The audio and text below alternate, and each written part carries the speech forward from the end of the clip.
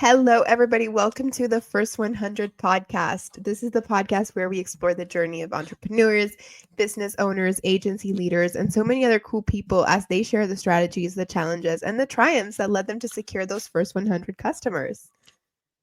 Today, I'm very excited because I'm joined with a very special guest, Harrison Stevens. Hi, Harrison. How are you today? I am great. Thank you so much for having me on today's call. It's so exciting to have you here. For all of our guests who are not sure about what you do, who you are, can you give us a little bit of a quick intro of who you are, TurboTenant, and all the stuff that you do? Sure. So I'm the Vice President of Marketing here at TurboTenant. We build software that allows do-it-yourself landlords to be more successful. We handle every step of the way of being a landlord and finding a tenant, collecting rent. And a lot of that has to do, a lot of the work we do as marketers is educating people on the value of it, but also getting them to take action, which is sign up for our software and use it. And this team is a reasonable size, but I've also worked with teams where I was the individual. I've worked with teams where we started with one, made our way up to 10, and have seen just a lot of different things in my career on how to manage marketing. Amazing. So I know that TurboTenant is focused mainly on real estate, but you have worked with different kinds of marketing teams before, right? Yeah, I've built an online registrar, so domain names. I've done online dating software. I've done home decor. I've done clothing. I've done online babysitting app. I've done moving. I've done legal. I've done finance. I've done quite a bit these days now,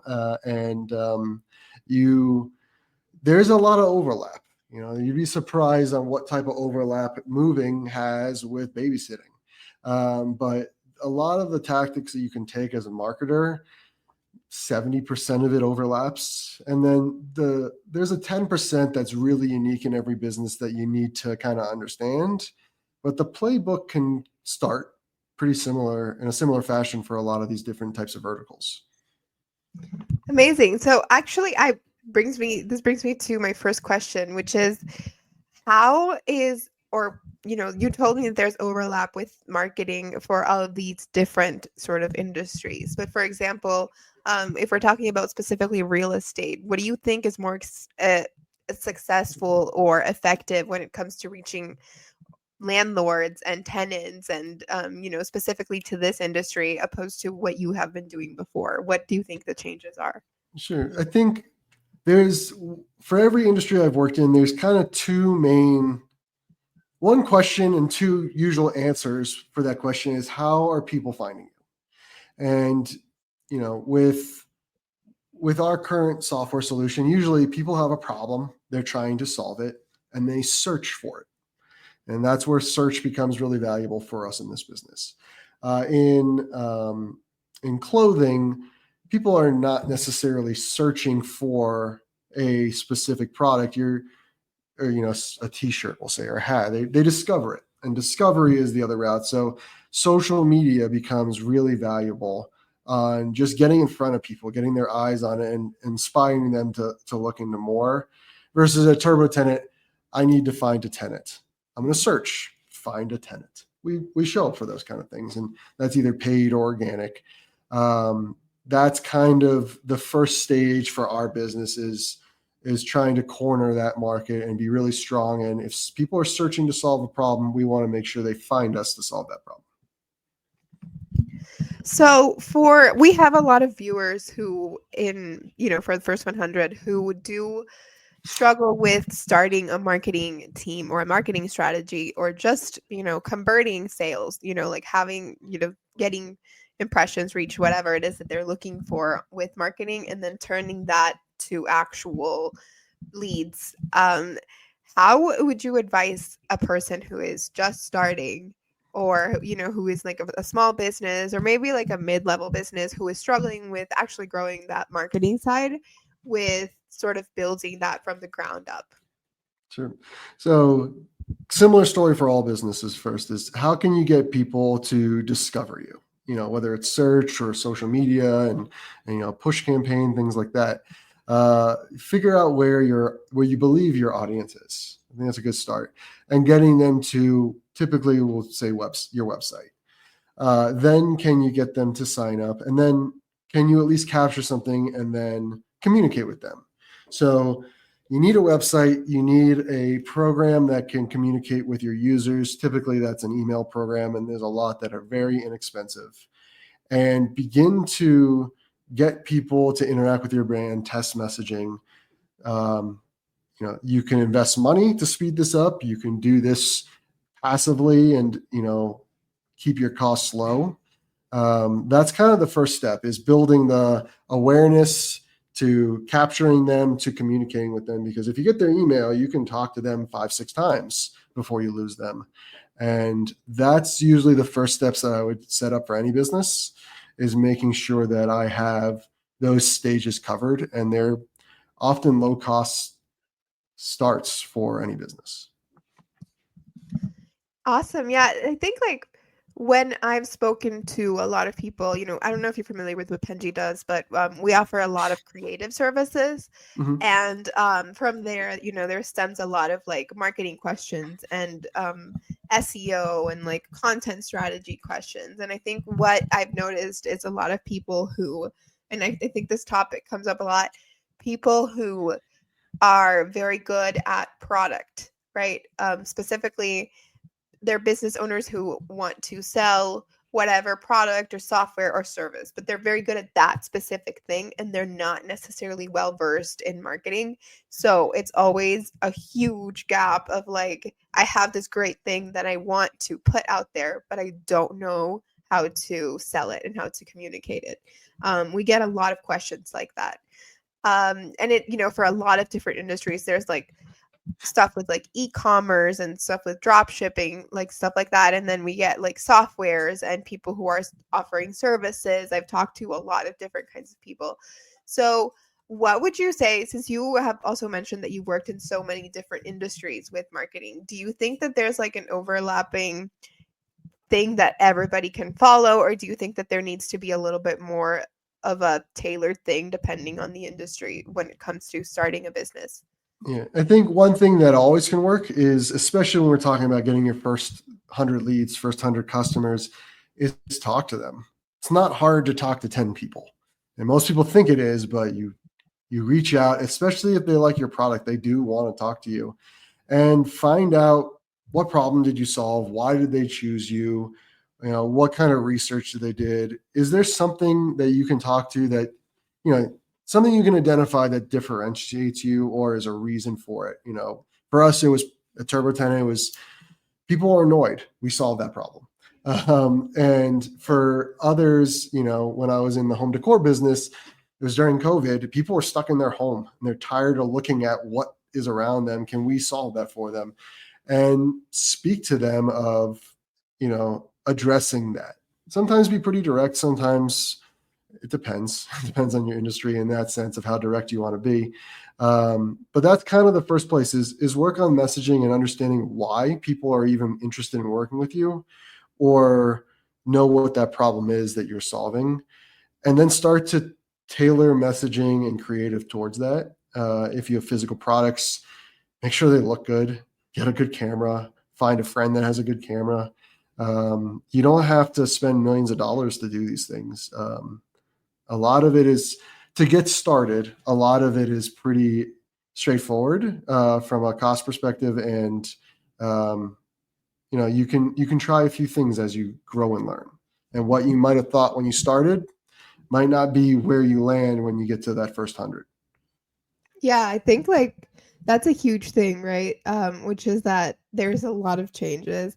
And actually, it brings me to my next question, which goes on to ask about scaling, right? Another very common struggle that I see is people sort of managing to get to that first milestone, whether it's first 100, first 25, first whatever, depending on your business model. And then they think they have it all down because they have managed to get to this point where, like they're getting in that clientele, that sale, that whatever it is. but then they don't know what to do because now they're overloaded. And now it's a problem of scaling and having bandwidth. It's not a problem of actually getting it out there. So once you have that first milestone in of sort of fixing that, right? Of getting that thing boosted. What do you do when it comes to actually starting to scale and grow and like hire a marketing team and things like that? That I think it's something that can be very intimidating for a new business owner who has no experience. Letting go is hard. Delegating is hard. I've been doing it a long time. It's still hard. But that's because, I look at everything I do as I own it. And I think a lot of the owners that are listening are thinking that same way too. And what I've come to realize is the longer I own something that I shouldn't, the less chance I have of winning. So, is it software that you can bring on that can solve your problem? Is it hiring somebody, or is it working with a contractor to maybe test the waters and ease it out? I kind of like recommending that, or an agency for someone that they know they don't have this skill set. Go and work with someone that does. If things are going really well and you can bring someone on full time, that's always where I land long term. Is if I have an agency that's going to spend 10 hours a week, 3 people spending 10 hours a week working on something, or I could hire one person spending 40. I tend to go with the 40 hours. But that is a me thing for sure. Like, I know plenty of leaders that do the opposite. But start to expose your business to new ideas and new people is really the best way to expand rapidly, because 3 people can always do more than one if they're putting in 40 hours. How do you feel about freelancing? I'm curious. I have a lot of people who want to turn to freelancing. I feel like a lot of freelancing online is also very popular nowadays. Yeah, I always encourage my team here to freelance, get exposed to different things and try different stuff, learn, try and enhance your skill set on maybe things that we can't give you here all the time. But working with freelancers, we have a few freelancers that we work with still, even though I have a fairly large team now. Sometimes you need someone for a really specific skill set. You don't need them full time, and you can hire someone that's really talented at 1 or 2 things. I think it depends on what you're asking them to do. If you're asking them to really understand your audience, it gets harder and harder to freelance. If you're asking for someone to take, a creative brief and you've provided all the direction and they can bring it to life, I think that makes a lot more sense to me. You're not asking someone that's going to you're not asking someone to learn your business in a few hours. That's kind of how I look at freelancers. Like, this is a job that someone with talent can do. They don't necessarily need to be sitting in these walls or on my Slack all day. Yeah, I think that's a great outlook. I think unless you want something that's very involved into your own business, freelancing can be really great. Which actually also leads me to another question that I wanted to ask, which is market research, behavioral research. That's very big nowadays. Specifically for TurboTenant, right? How do you guys analyze behavioral shifts in things like how landlords and tenants behave? Which I think like the housing industry is really interesting because it's an industry that just sort of it's never going to go out of fashion or become less trendy or boring because everybody is always going to need housing. But it changes, right? Like the market changes a lot at the same time. So how do you analyze all of these things that are changing and behavioral changes that are happening with the people that you're working with? Yeah, so it's a complicated question. So I'll break it down into a few things. So one, I do have more resources here because I have a full team. I have a product marketing team that they will call at least 5 landlords a week. And they will talk to them. They'll ask them questions. Sometimes we have an agenda. Sometimes we don't. Like, are you really interested in this? How do you feel about it? So we gain information from our users. We have a pretty engaged audience, so that's beneficial. We do a lot of surveys out to our entire audience, as well as partner audiences that we have. We partner with brands like, Redfin and Steadley Insurance, and they allow us.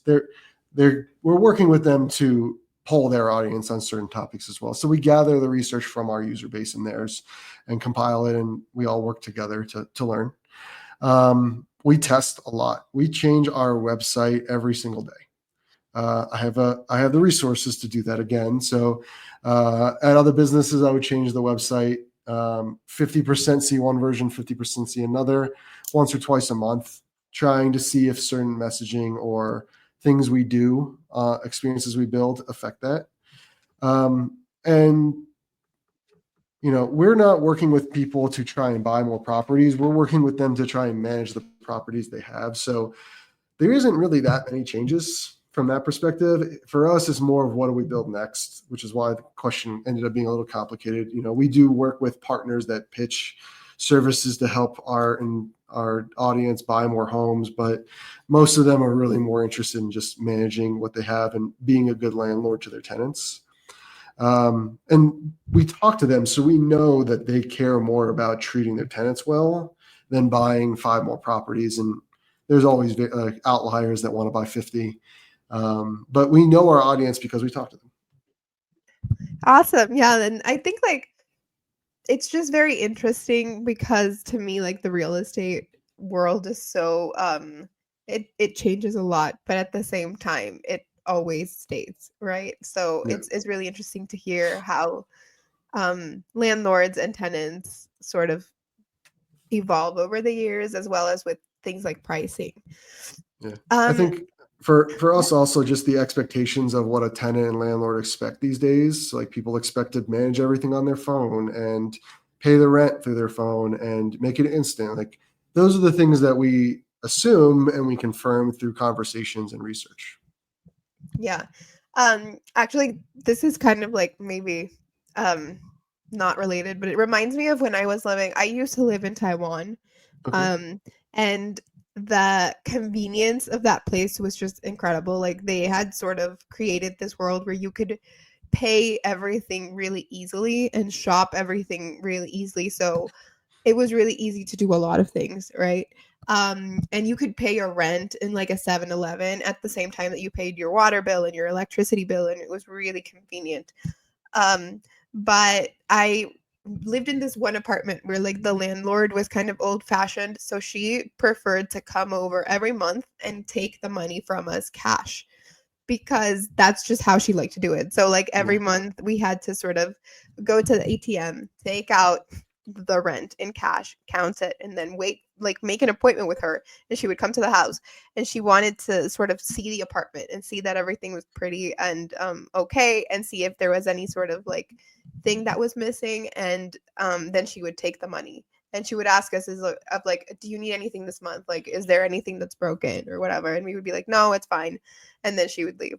And it was very curious to me because she was very hands-on with her with her approach. And I think it was the only person that the only landlord that I spoke to consistently, because after that I would live in apartments where I only spoke to the landlord once or twice, maybe when I was signing the contract. There were landlords that were not even living in the country, so I would just be doing it through a lawyer or a representative. Mm-hmm. And this woman was very she was an older lady, so I think that's probably why, but it reminded me of how different it was with her specifically, where she was just very you need to be, she wanted to be there physically. Yeah, I'm encouraged to jump into all the things that we can do at TurboTenant, but I actually kind of take a different route on the research side of, through our research, the one thing we have identified is our competitor, which is nothing. People using nothing. And I think that's the story that our marketing continues to shift towards, is how do we educate the people that aren't necessarily looking for a solution that there is a better way, and that we could make it so you don't have to stop by a place every month. You can just receive it in your account out of nowhere. And we'll automate the communication so that you can have that monthly conversation through our software, because we ask every time someone pays rent, how's it going? Anything broken? We create that. We force it to happen in a good way. But if we didn't do the research, we'd be searching for our terms, seeing who's out there and saying that company is our competitor. But in reality, 80% of the people that we're looking at aren't using anything, or they're using one little thing to do something. And that's where our marketing continues the shift of, we're really good at they're searching for a problem. We're going to solve it. Now we need to get in front of people where they are when they don't even realize that they have a problem that they're just living with. And that's a much longer stage for a lot of marketing. We're a little bit older of a business. But that's kind of through the research of we've identified the next step, and assume that your business is going to plateau on a regular basis and you're going to have to change the way you do things. I'm changing the way we're doing things tomorrow with my team. We're changing our teams, the structure of them. Like what got us to today might not work for the rest of the year. And we're going to try and change it from that perspective. And from an outside perspective, you might not see too much, but it will subtly change over time. And I've seen that happen in businesses of like, you need to work a certain way to get to point A to B, but B to C is a little different. And feeling comfortable and knowing that businesses do that, I think is a valuable lesson for today's talk of, you can change and it's okay. And businesses do. Yeah, there is. Like, I think just being able to adapt to change is huge, right? Okay. Which I also wanted to ask you, Harrison, about landlords specifically. Sure. When it comes to actually maybe anybody who is looking to streamline any kind of management, but I'm thinking just like landlords trying to streamline property management. What advice do you give them? Because I think it's just like such a niche struggle that a lot of people probably think it's like very personal. Like they're not thinking outside of like, oh, maybe let me outsource this or let me like do this, because they're just thinking like, what do I do with this house? Yeah, I mean, there's more information than ever on the internet. I think few routes to go. You can do your research. You can search for things, and I think you have to ask the right questions of not how to find a tenant, but different ways to manage a property. Go broad and just see where you discover inspiration. Following people online. There's a lot of content creators for any type of industry. There's a lot for landlording. So that means that there's a lot for anything. There's a lot for moving, which I've worked in. Like, who knew there were moving influencers? But there are, and they're really impactful. There are? Yeah. I'm curious. Just like influencers about helping you move? There are people that educate you on like ways to move, but also there's influencers that are moving and talk about their experience and things like that. And we actually had a lot of success with influencers on that standpoint. But you can learn and absorb information. And I'd say any marketer, and probably any business owner, should stay curious. So the thing that I hire for the most, honestly, is, hey, this doesn't look right. Let me look into it versus, oh, someone else will figure it out. I love the people that just dive into problems and see if they can discover a problem or an opportunity. So, when you're doing research, be the same way. Like, ask the internet broad questions and see where you land, because you'll discover more. Talk to companies. I love doing demos for software because I tend to learn things I never learned before, and that broadens my scope of what I'm trying to find for software, or it narrows it sometimes. So talking to people, you can learn a lot. Yeah, stay curious. I think that's also why this podcast exists. I think I love getting perspectives from different people on different industries. We have a lot of different kinds of listeners. So you never know, I think, what you can take from any of these talks. Now, Harrison, our time is almost up, but I do have a little game prepared for us before I let you go. Okay. I'm going to put a little bit of pressure on you. I'm getting my phone right now, and I'm going to put a 1-minute timer. Okay. And we're going to do a rapid fire of questions. These are not marketing related. They're not about TurboTenant. They're not about business. They're just fun questions. And I want to see how many you can get through in 1 minute. So the pressure is on because nobody has gotten through 20. Are you going to be on the list of losers, or are you going to be my first winner? We'll see. Well, I'm in the play to win room. It's one of our core values, so I better win. Okay. So let me just start it.